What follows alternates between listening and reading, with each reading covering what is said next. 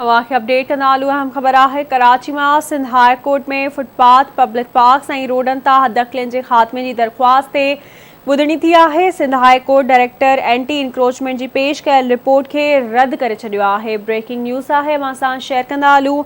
अदालत ईंदड़ ॿुधणी ते डिप्टी कमिश्नर का रिपोर्ट तलब करे वरिती है। ब्रेकिंग न्यूज़ है असां शेयर कंदालू। कराची में सिंध हाई कोर्ट में फुटपाथ पब्लिक पार्क्स और रोडन ता हदकलिन के खात्मे की दरख्वास्त ते ॿुधणी कई वई है। Sindh high court director anti encroachment के पेश कयल रिपोर्ट के रद्द करे छॾियो है। अदालत ईंदड़ ॿुधणी ते डिप्टी कमिश्नर का रिपोर्ट तलब करे वरिती है।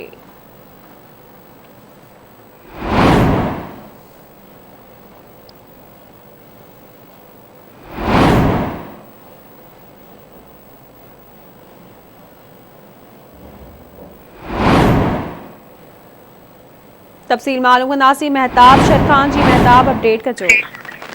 जी बिल्कुल सजावा की ॿुधाइणो त फुटपाथ पब्लिक पार्क जो जोटा यार केस के हाई कोर्ट में ॿुधणी थी है।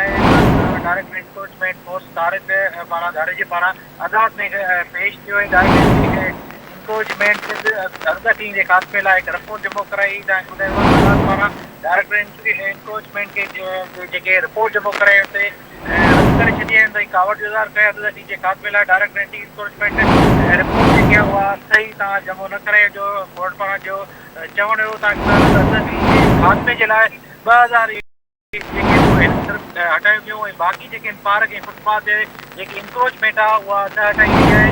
हाई कोर्ट पारां ई हुकुम जारी करे छॾिया त जेके हद तक पारां जेके इंक्रोचमेंट थियल आहे उहे कंहिं बि सूरत में हटायो ऐं उनखे पोइते लाइ हटणो। पार्क ऐं हद तक जेके आहिनि उहे रोड जे पार्क फुटपाथनि खे खाली कयो।